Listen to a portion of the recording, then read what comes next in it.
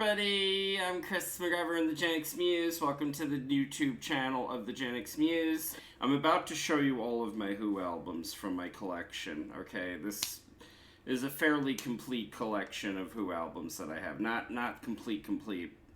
I don't have a lot of imports. I think I only really have one import in there. It's mostly stateside stuff. And one UK album. Alright, I want a German album too, actually. Okay, here we go. I had a little kerfuffle, so hopefully these records are not damaged. It's a long story. So this is the Who Sings My Generation, the Decca releases.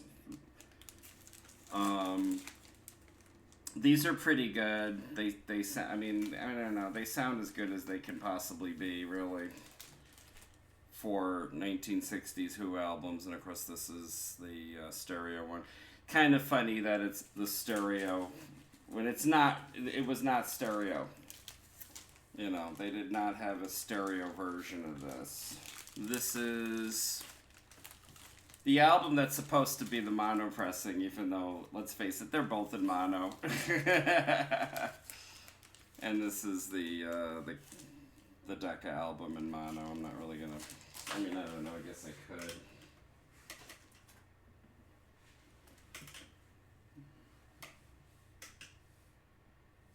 There you go. It's a nice label. I love the Decca label. The album that was known as a quick one, just making sure those don't fall down.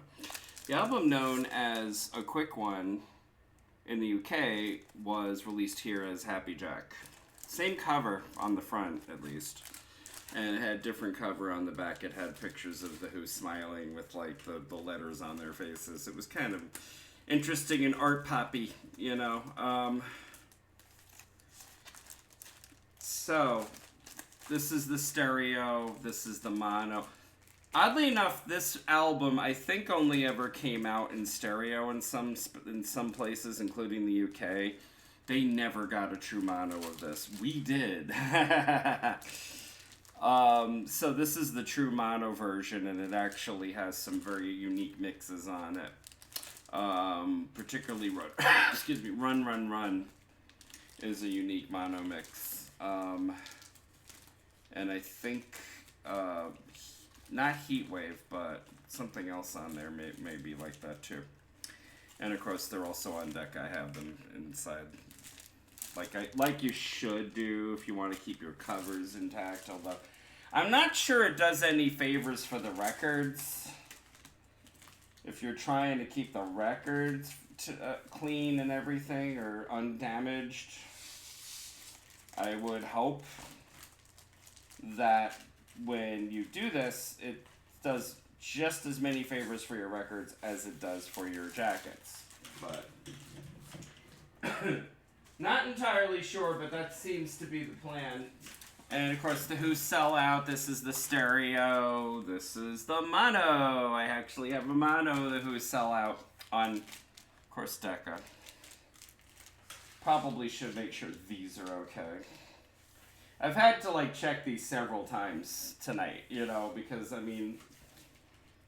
I don't know how hard that floor is when it comes to things falling on them, but you know, and these things can only be protected so much by the covers.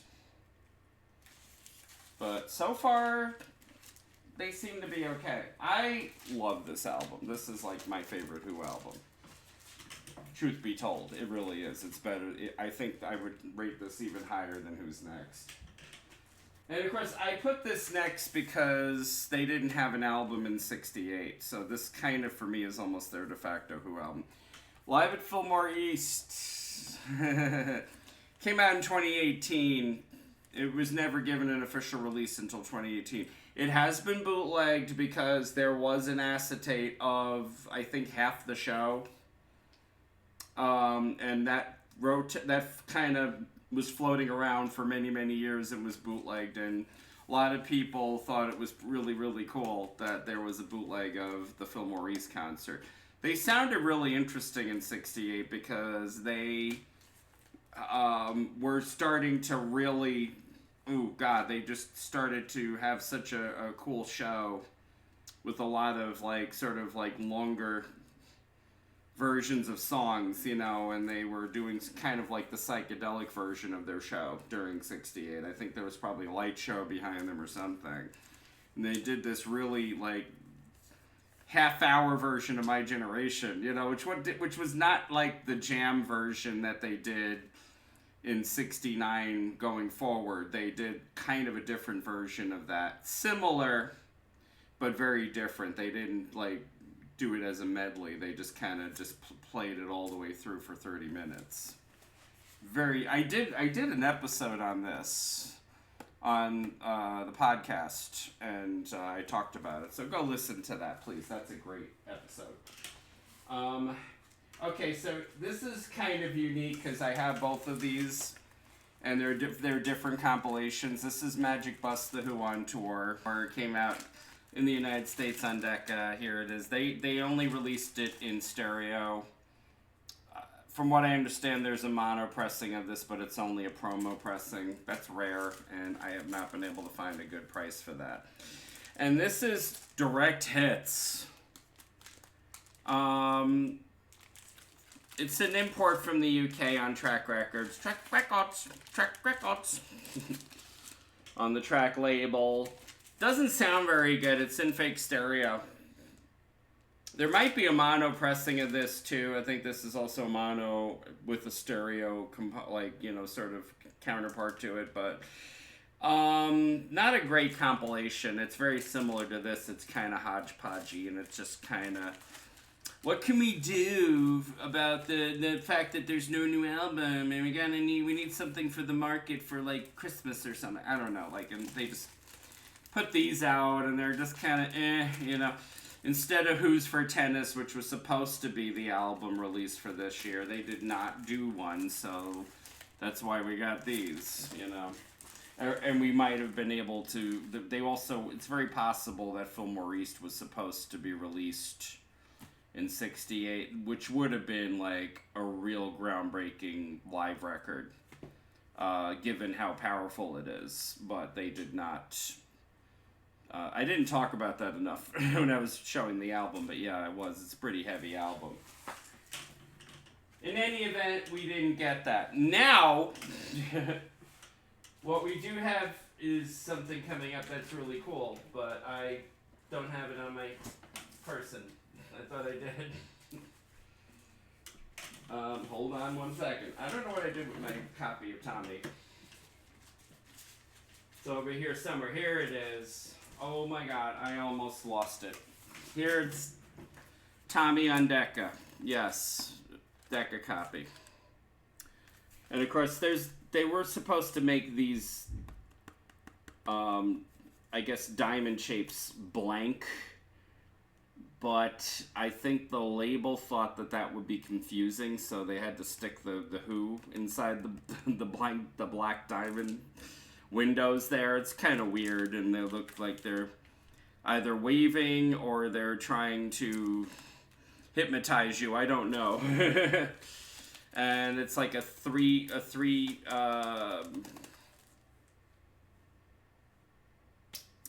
panel gatefold is what this is. I'm not going to take it out now, but there's of course two record set.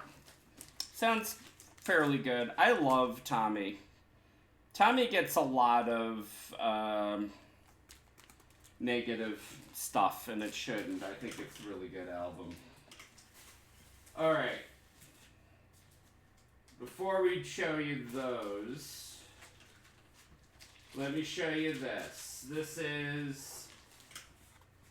basically, it's a bootleg of the Woodstock set that they did. And this, I think this came out in 2019. It's basically a double record, and it's on red and blue vinyl, and that's disc 1, I think, and disc 2 is the blue one, blank side 4 on it because it only covers 3 sides. And some interesting sort of shots from the set here, and it's a gatefold. Not sure there's anything interesting on the gatefold, but this, I mean, essentially, it's really interesting. It's not the stereo master from the stereo multi-track. It's just taken from like the bootleg, and it's fairly good. It's really well mastered for what it is. I mean, it's enjoyable. I would say, it's pretty good. I love the Woodstock set. It's so exciting. It's almost as good as listening to Live at Leeds. So, and of course, mentioning Live at Leeds, let me show you these, because there's a lot of them here. Live at Leeds probably will get its own video, because there's so many of these. It's crazy. I mean, I don't even have time to show you the stuff that comes in it, because if you get the right copies of this, it has all of the stuff in it. Here, hold on a second. I thought I had it here. Yes, I do. Original copy on Decca. This is what it looked like. And if you bought this record, here, I'm going to have to put these down. If you bought this record, you had this. And that's what the label looked like. It had this label on it, this scribbly scrolly label there. And basically this looks pretty much the same everywhere it came out, but they kind of tailor-made it slightly different for every market. This has the Decca logo. The UK copies had the track logo. Other parts of the world had, I guess, Polydor or something. So it was a little different everywhere. Sadly, it never came out on the plain Decca. I would have loved that, and they never did that because I love the Decca label. And I had a UK copy too. I actually gifted that to Abigail DeVoe. You're welcome, Abby, because she's got that one. That's where that went. I sent that to her. Okay, so basically, but anyway, here we go. This is the Who Live at Leeds. This is the 70s represses. I'm just kind of grabbing them as I go here. This is MCA Coral on a blue label. This is supposedly from 1977. This is kind of like the rainbow label.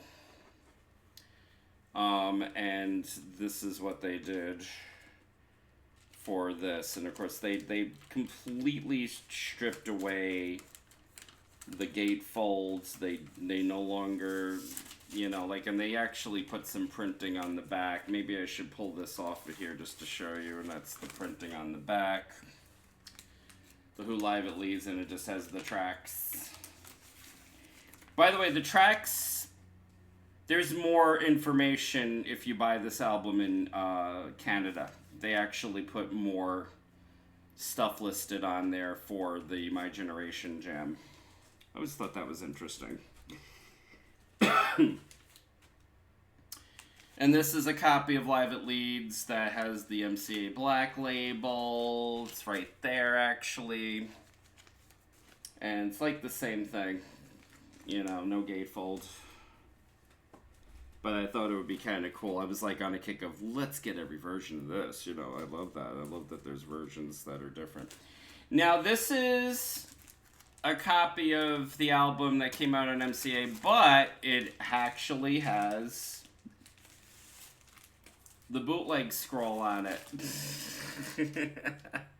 How weird is that? It says MCA on the bottom, but it has the bootleg scroll. Doesn't have the stuff that the album comes with. It doesn't have the documents. But it's great. I love it. Anyway, it's great I've always loved this album, so I'm like a fan of the album, so I was okay getting multiple copies of it. And this is a German pressing that I actually bought from Ryan Ringleson. He was selling this on his Needle Meets Vinyl site, which I don't think he's doing anymore. But I bought this from him, and this is on the Polydor label, so it's a little different. He said it sounded great. I begged to differ with him. I didn't think it sounded that great. Not as good as, I don't know. It's very possible maybe something's wrong with my gear. I don't know. But, you know, that's the cover, and they did not. Oh, this is what they did to the back. They actually put the scroll on the back of the cover, so this is unique. Okay. Alright, so there you go. So something really interesting with that German pressing of the album. And this is a 3-disc half-speed master of the full concert. So this is almost the whole thing. Not quite, though. They made edits on this that I don't agree with, but and they made bad edits on some of these things. Crazy. I'm like, they should have had somebody in the room that knew not to do that. I don't know. I don't, but for whatever reason. This is a nice go-to if you want to hear the full thing and you don't feel like pulling out your CDR of the concert or something. This is really good. With the exception of those bad edits. But, hey, I like having it. And it doesn't have any of the stuff in it. But, I mean, basically, if you want that, just get an original copy of Live at Leeds. And that's all my Live at Leeds is. And this is the Who Isle at White, 1970. This is really special. Because this is almost like listening to Live at Leeds. It's actually quite explosive when you put this on. It's an explosive listen for a record set of a concert. It's like almost the full concert, I think. I think it's mostly, if not all of the show. I've always loved this concert. This was recorded when they started changing up the set list a little bit. They stopped doing the singles medley. And they also stopped doing a quick one, and they replaced that stuff with Water, and I Don't Even Know Myself, and I think they basically kept Tommy, and they did something a little different for the third portion of the show. They wrapped it up with a really, like, kick-ass Magic Bus, but only a 4-minute version of it, but whatever. It would have been nice if they had done it for, 20 minutes, but, hey, you can't have everything. Great record, though. I love it.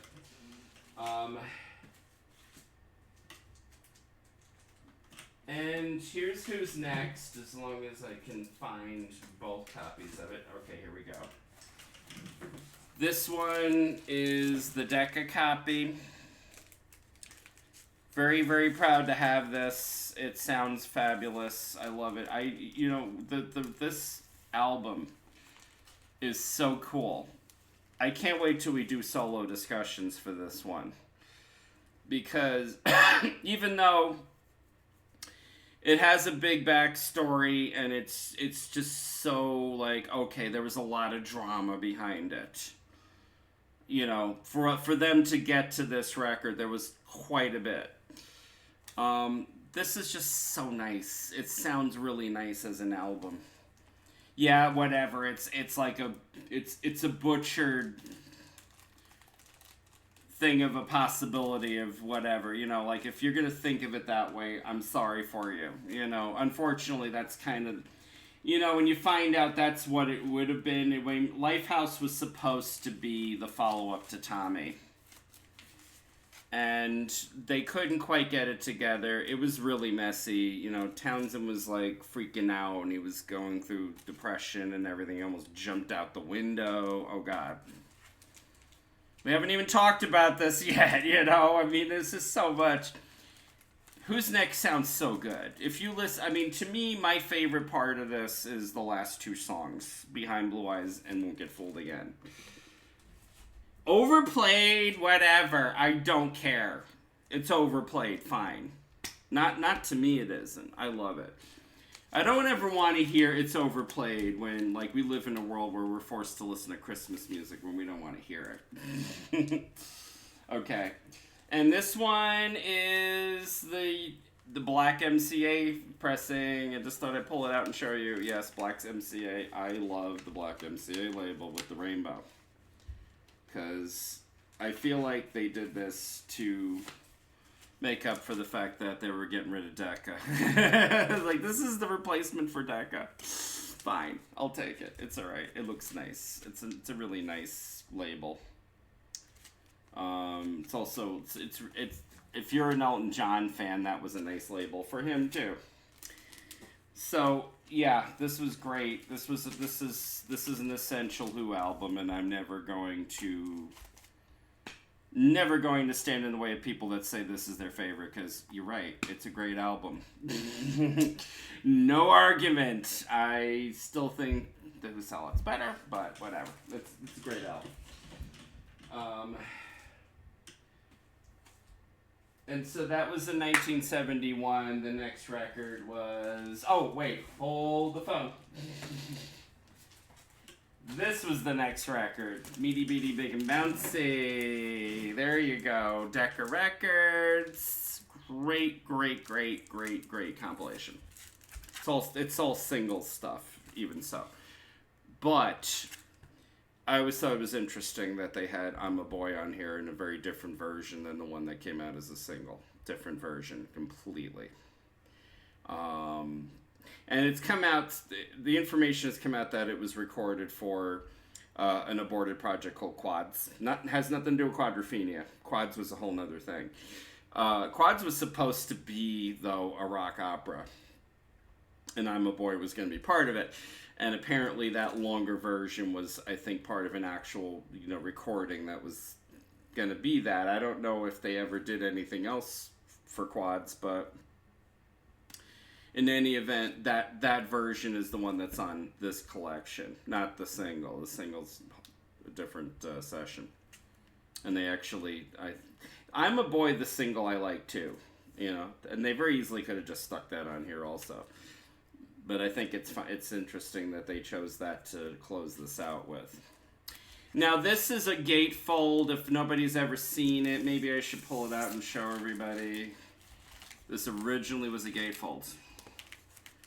Later on, I bought this album after, later in, I guess, late 70s, early 80s, did not have the gatefold, and I was very confused about that. I was like, wasn't there a gatefold on this thing? And you know what else this came with? This came with a booklet. I had the booklet. I don't know where it went. I checked this thing. It's not in there, so I'm a little sad and I'm a little concerned about where that booklet is. I don't know. Maybe it'll turn up in something else, because I don't know how I misplaced it. In any event, though, this is fairly good. I always thought this was a great collection, but... Oh, because it has that longer version of the Magic Bus, not the single cut, but that long version that comes on right before Substitute. And by the way, Substitute long version too, not the one that has I try walking forward but my feet walk back. It's the censored lyric instead. I look all white but my dad was black. And the Magic Bus, as I said, longer version that lasts like about 4 minutes and 30 seconds instead of the single. And it's in mono too, so that's kind of interesting that they chose that for this also. Picked rather unique versions of songs for it. Kids Are Alright, though, for some reason they had to use the stupid Decca version where they cut out the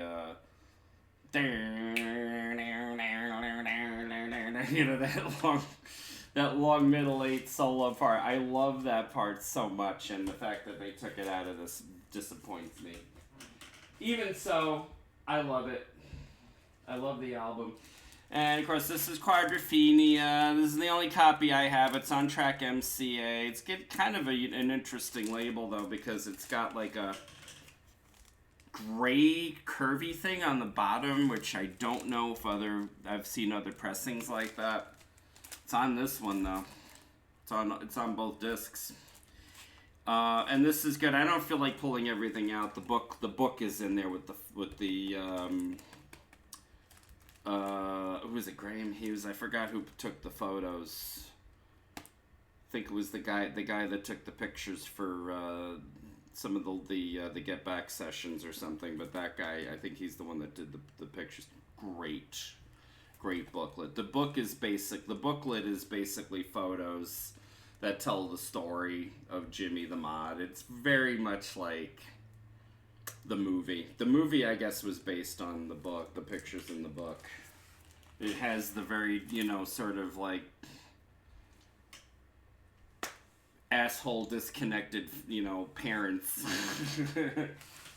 Other than that, I mean, it's like, that it's really cool. I love Quadrophenia, even though Quadrophenia is kind of another one that has a very weird and very dramatic backstory, just like Lifehouse. At least this came out, though,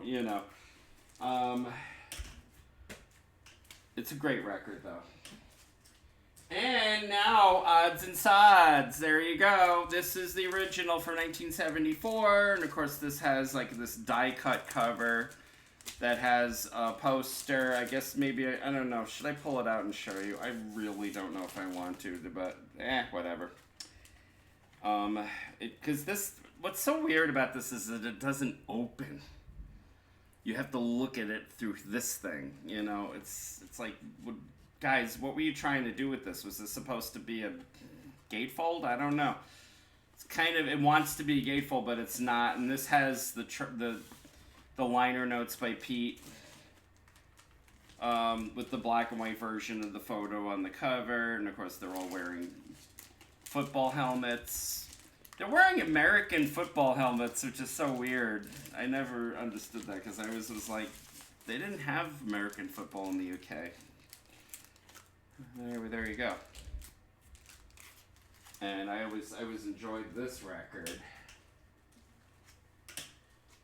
And I've had this too, Half Speed Master Record Store Day version of Odds and Sods.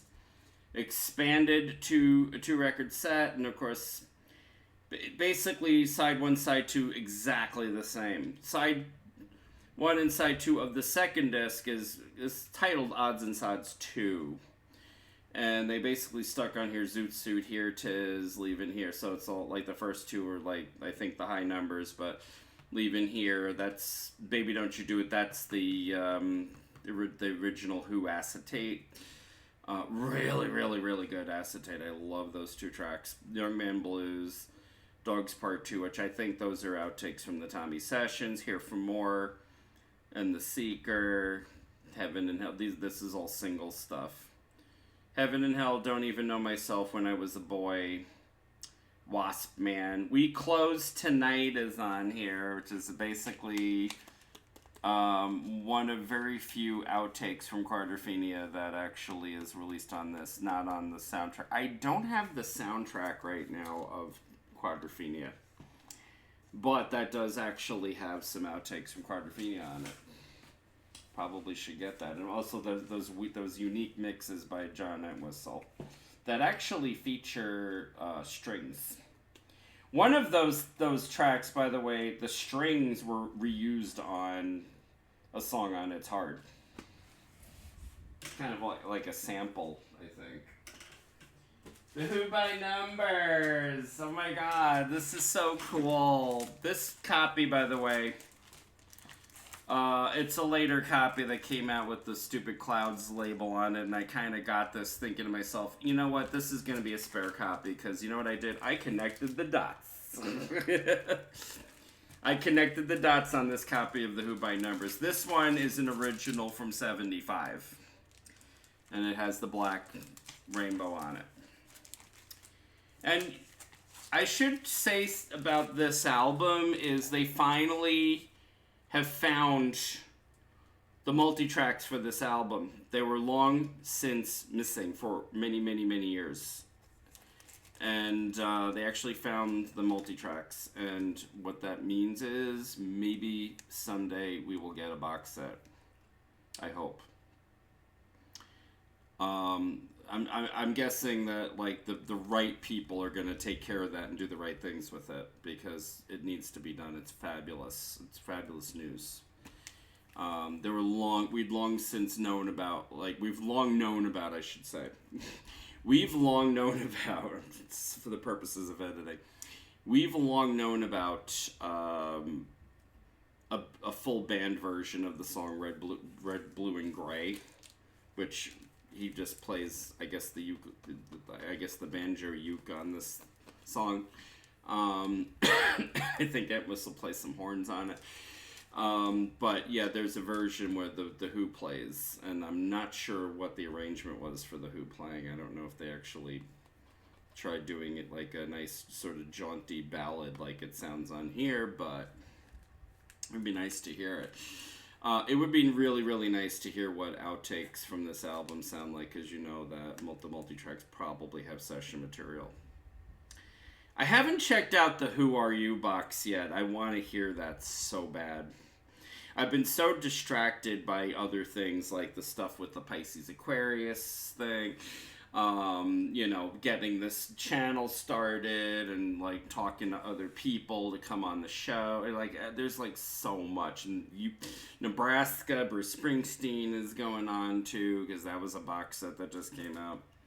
So, there's so much happening, but I'm very happy they found the multi-tracks for this album. And I don't have the box set for this yet, but I thought I would show you Who Are You? Very last album that came out with Keith Moon playing the drums. I love this record. This is an original from '78 with the beige label, which I don't like the beige label. I hate this, and I hate the stupid Clouds labels. Those are... I mean, I wish they could have talked to us, and said, do you like that label? Do you like we're looking at clothes or something? And I would have said, no, I don't like that, and I don't like that either. No, they didn't ask us. They just kind of put them on there, But they didn't ask us about Decca, and they didn't ask us about the black label MCA, but you know what? I love those labels. I don't like this label. Record sounds nice, though. And here we go. This is another copy, and this is a red vinyl copy. Fabulous. Same stupid label on it, but other than that, it's a nice red vinyl. It's red vinyl that I believe came out in the 70s, which I'm surprised you could...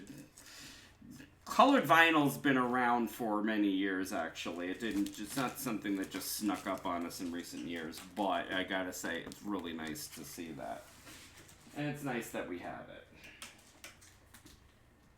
And Kids Are Alright soundtrack. I love this record. This is really where I became a fan of The Who. When this came out and they started showing on television the shepherding clips of The Who, the clip, the Baba O'Reilly and the Won't Get Fooled Again, that poor filmmaker, Jeff Stein, that poor guy. He wanted to get things so right for these guys, and he made such a fabulous movie. I think I have to re-record that episode because I thought it came out really bad and tinny sounding. Because I did a cinema talk on it, but I want to do another recording of that at some point. This is really nice, though. I've always liked it. I don't like how it sounds in spots, and I don't think there's anything that they were ever really able to do about that. John Entwistle, apparently one of the people that worked on the audio for the soundtrack, and I think, who was it? Was it, not Ted Astley. Ted Astley's his father-in-law. It's Ted Astley's son that I think probably worked on this also. And this is on translucent red and blue vinyl. God, the red, white, and blue, like, these are colors that The Who used a lot for their re-releases, so. And this was an RSD release for 2018, actually. It's really nice, though. I don't have an original pressing of it right now. And this is Face Dances, and this is on Warner Brothers. I did not get a repress of this. It's just the Warner Brothers pressing.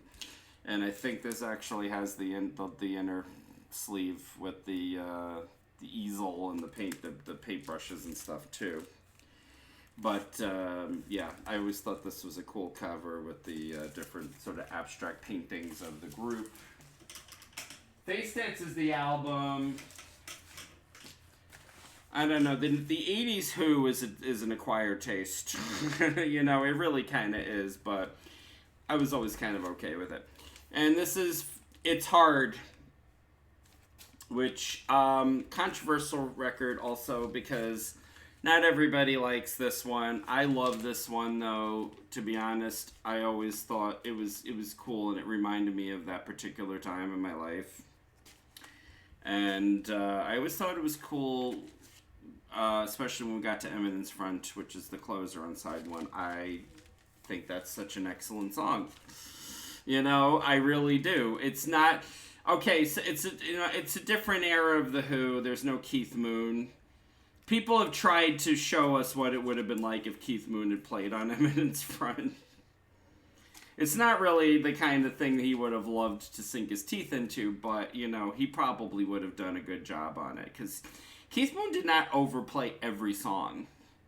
You know, he actually played some songs really well, and he knew when to kind of pull back. And I always thought that was really admirable of him. But this is really nice. Okay. Also, what's interesting about this is that the original mix, his voice, Pete's voice, is all the way to the left channel, and they've centered his vocal on later pressings.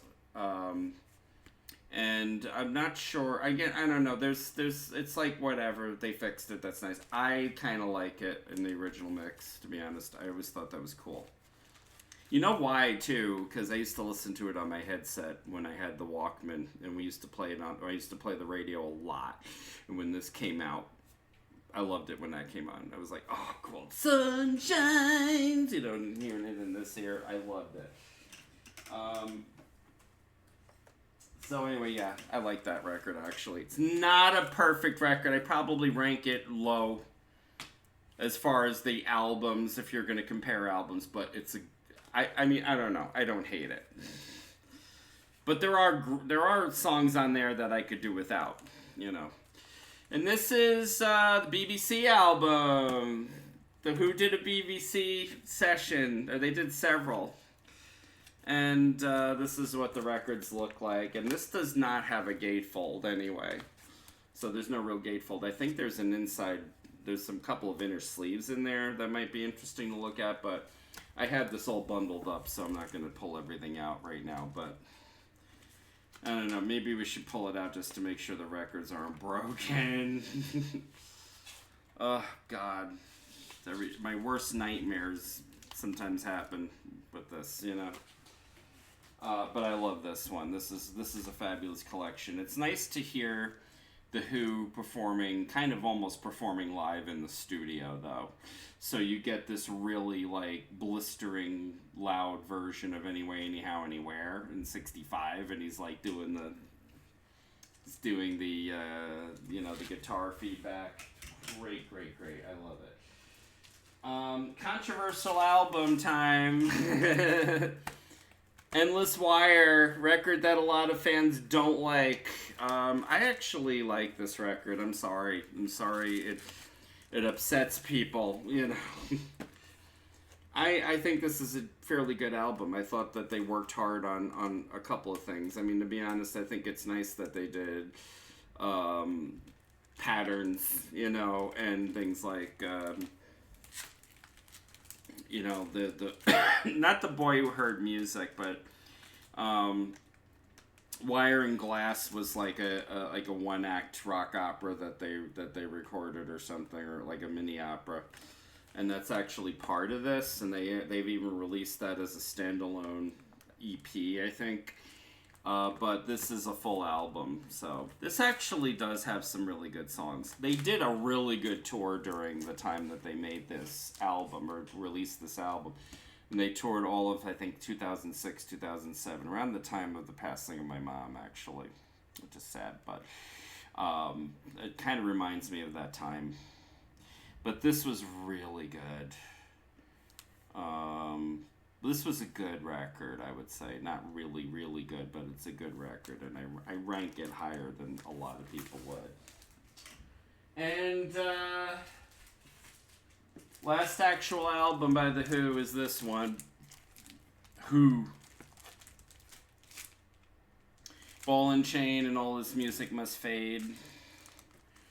Among other things. There's like a 2-disc set that actually has oldies on it, and it's like, why? You know, what was the purpose of that? You know, they have like multiple versions of this where they're like trying to... It doesn't feel like it's something I care about, you know? It's just not good. It's not good marketing, you know? And it just kind of feels desperate for them to put a disc of oldies coupled with this. It's almost like they're saying, well, maybe they'll buy it for that. Why would they, though? Who's that for? You know, not for the people that have it already. Are you? I mean, like, what are you doing with that? You know. So I just bought the plain album. I think the album as itself is the best way to have this. You don't need anything else. I don't even think. I mean, they actually have supplemental tracks that was on another version of this, like a deluxe or something. You don't really need that either. You know. This is fine the way it is. And it's kind of weird that this came out like 15 years after Endless Wire came out. So it's not this might be this might actually be a least favorite, you know, with prejudice. I say this is my least favorite Who album. I'm not ranking them right now, but that's kind of where it stands. So, in any event, that's my Who albums, and I don't have the singles. I have some singles. I wasn't sure to do that as a separate video or not, but I'll think about it. I just thought I would present that to you, and I hope you enjoyed it. Anyway, thank you so much, and please stay tuned. There's wonderful things coming up on both the channel and on my podcast, so hope to see you really soon, and I'll talk to you again. Bye! Thank you! Thank you all! I really appreciate it. The Gen X News.